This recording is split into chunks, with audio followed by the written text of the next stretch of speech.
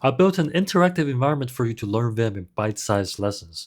You get to interact with a real Vim instance running inside a container and follow detailed instructions to complete objectives. Right now, Vimsensei features 3 demo lessons.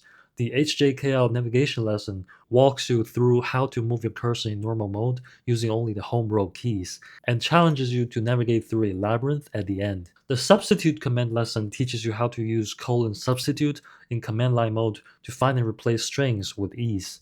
And last but not least, the macros lesson takes you through a series of incremental steps to help you internalize how to record and replay reusable macros to automate repetitive tasks. The strength of Vimsensei lies in the fact that you're interacting with an authentic Vim instance, rather than just a web app that merely emulates Vim motions. And because it's a containerized Unix environment under the hood, as the curriculum expands, users will get to explore topics such as key remapping, editing config files, plugin management, and even Vim variants such as Neovim. The possibilities are truly endless. So currently the project is live at vimsensei.com. Give the demo lessons a try and enter your email address to stay updated on new content and features.